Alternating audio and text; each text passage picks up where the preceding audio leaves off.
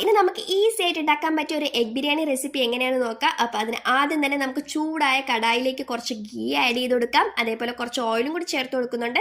ഞാനിവിടെ കോക്കനട്ട് ഓയിലാണ് എടുത്തിരിക്കുന്നത്. ഇവിടെ തണുപ്പായതുകൊണ്ടാണ് ഇങ്ങനെ കട്ടി പിടിച്ചിരിക്കുന്നത്. ഇനി ഓയിലൊക്കെ ഒന്ന് ചൂടായി വന്നതിന് ശേഷം നമുക്ക് കട്ട് ചെയ്ത് വെച്ചിരിക്കുന്ന സവാളയും കൂടി ചേർത്ത് കൊടുക്കാം. ഇനി സവാളയൊക്കെ ഒന്ന് വഴഞ്ഞ് കിട്ടുന്നത് വരെ നമുക്കൊന്ന് ഇളക്കി യോജിപ്പിച്ച് കൊടുക്കാം.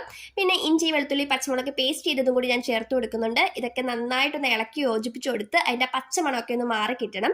ഇനി സവാള ഒന്ന് നന്നായിട്ട് വഴഞ്ഞ് കിട്ടണം. അപ്പോൾ അതിനെ നമുക്കിതൊന്ന് അടച്ചു വെച്ചിട്ട് വേവിക്കാം. ഇനി സവാളയൊക്കെ ഒന്ന് വഴഞ്ഞ് വന്നതിന് ശേഷം ഞാൻ തക്കാളി ചേർത്ത് കൊടുക്കുന്നുണ്ട്.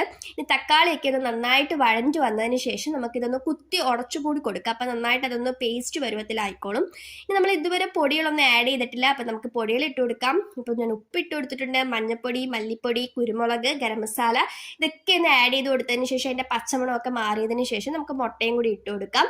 ഇനി മുട്ടയൊക്കെ അതിനകത്ത് നന്നായിട്ട് യോജിപ്പിച്ച് കൊടുക്കുക. എന്നിട്ട് ഓൾറെഡി ഞാൻ ഇവിടെ റൈസ് കുക്ക് ചെയ്ത് വെച്ചിട്ടുണ്ട്, അതും കൂടി ചേർത്ത് കൊടുക്കുന്നുണ്ട്. അപ്പോൾ ഈ ഗ്രേവി കൂടുതലായിട്ട് തോന്നിക്കുന്നത് ഞാൻ കുറച്ച് ചൂടുവെള്ളം കൂടി ആഡ് ചെയ്തിട്ടുണ്ടായിരുന്നു.